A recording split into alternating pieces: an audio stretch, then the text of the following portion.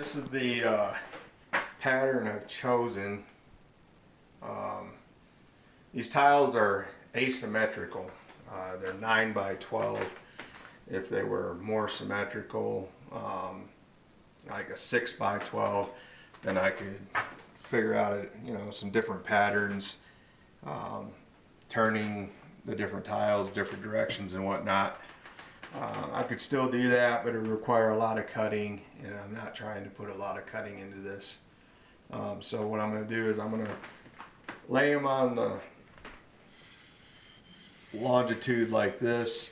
I did look at stacking them and putting them in like this instead. And it would be less waste and it'd be quicker, but I think it looks better laying like this, because your chair rail or your countertop edge here, it's narrow here and long this way, and so this kind of complements it.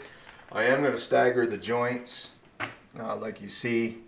Basically I'm just going to divide the tile in half, and the halfway mark in this case 6 inches, or roughly, because these are actually like 11 and 15/16 inches wide or long.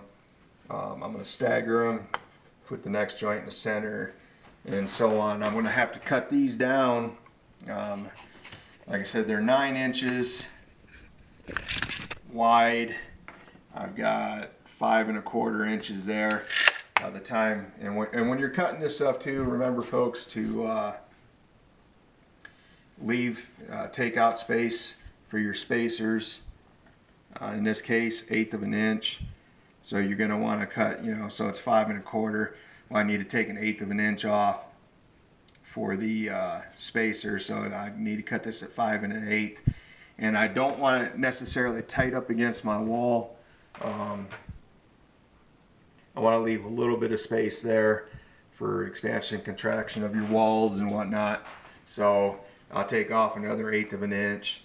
So what was that, 5 1/4? So I take 1/8 here and 1/8 there, and that'll give me 5 inches width that I need to cut. And when I lay this tile in, it's going to leave me a gap there. You won't even see it because I got a backsplash, and that's what's going to happen with the remnants of this. So roughly I'm going to have about 4 inches of tile to play with, and I'll incorporate that into my backsplash, so it won't be waste necessarily, but it'll go on the wall as a backsplash. I decided to go with the 1/8 inch. Okay, these are 1/16 inch spacers. They're 1/16 inch wide in this direction, but the sheet material that they cut it out of was 1/8 inch, 1/16 inch this way. The thickness of the material itself though is 1/8 inch, and that's what I'm going to use. I did lay it out with 1/16 inch. It would work, but because of my 1/4 inch spacing here between my edge tiles, the 1/8 inch is going to look a little bit better. It won't be an excessive joint like this where it'll collect a lot of crud and whatnot. And another consideration too is that I'm going to be using a sanded grout, which means it has sand in it. 1/16 inch, I'm pretty sure I could force those sand grains in there and get a good substantial grout joint. But I like the 1/8 inch. It's going to give me a little bit more room to play with, and I'll be able to really pack that grout in there. I touched on it on the last video why I went 1/4 inch here, but like I said, part of it was economy. Again folks, these videos, I'm not scripted. I'm just, whatever's coming to mind, I'm spouting it out of my mouth. I went with 1/4 inch here because this whole installation, you got the weak points. The weakest of the weak is this right here, which we talked about before, and that's in there really, really well. The next weak part of the joint, or of this installation, are these here.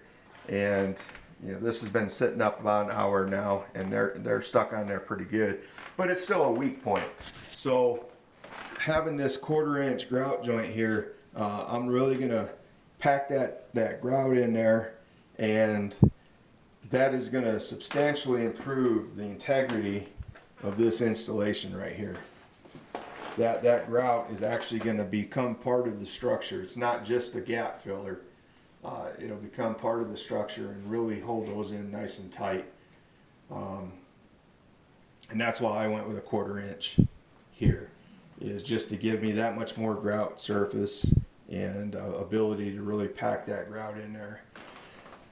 I'm staggering the joints here on these tiles, and one of the reasons is because if you do spill something, it won't have a direct straight line channel, like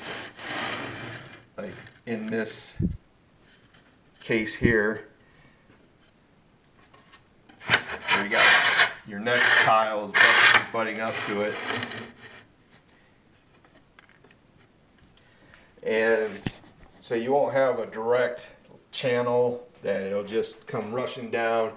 This should stop it. That's why I use this chair rail. I could have used what's called a bull nose on these edges here, and it made it nice and flush with the top. But this is basically a spill guard, and if it does run this way, it'll collect in here, and it won't come over and get on your cabinets and your floor. And that's another reason, like I said, I staggered this, these joints like that. The second reason I'm doing that is because it's easier to hide imperfections in your installation with a staggered joint than it is with a straight line joint. There's anomalies in the material. Yeah, they're manufactured. Like I said, I measured one of them and it's 11 and 15/16. I've got another one that measures at exactly 12 inches, and yada yada yada. So with staggered joints like this, you can fudge it a little bit if you have to and adjust it, and it may not be exactly parallel across here, but you really won't see it that much. If I wanted to get really fancy, like I said, if these were symmetrical, like 6x12s, then I could do other patterns and whatnot without having to do much cutting to achieve that. But I am going to have a straight line joint here, and I'll just run with that. Like I said, I'm staggering it here. I am going to have a straight line there. Another thing you want to do when you're doing tiling is do exactly what I just did. Lay these tiles out, not only for your pattern, but to inspect the tiles. These tiles, they get shipped and they're wrapped really well, or fairly well. They're boxed and they're shrink wrapped, but they do get banged around, and,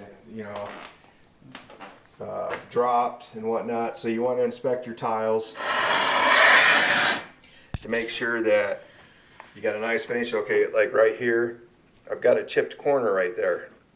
So what I'm going to do is I'm going to pull that tile and set it off to the side, and that'll be one of my tiles I cut to fill in back here or to use in my backsplash. And if I cut it and use it, then I'll hide that chipped corner.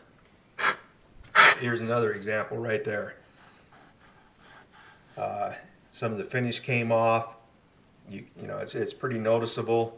So what I'll do is I'll use that for a cut-off piece as well. And you just really want to inspect all your tile for manufacturer's defects or damage. And another advantage too, laying this out like this, is that I see that my joint is not quite in the center. I want this joint to fall in the center of this tile. So I know that Again, doing this one-handed. My tile is 9 inches wide, so I want to put my mark at 4.5 inches on this tile for my center. If I can do this one-handed, bear with me.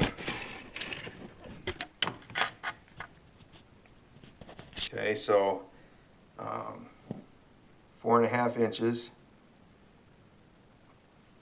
Now I've got my tiles laid out with the spacers. This is how they're going to sit on this first run. And I want this joint to fall in there. But I don't want to cut it from these tiles.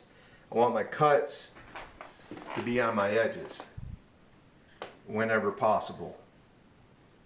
So that difference, in order to get this joint to line up on that, which will be 1.5 inches basically. Actually, it'll be 1 3/8 inches or 1 7/16 inches, because in order to get that to fall exactly on there, that's an 1/8 of an inch gap. Divide that in half, so I need it to fall 1/16 of an inch to this side of the mark. And so what I'll do is I'll take this difference here, bring it down here, and I'll cut it off of this tile.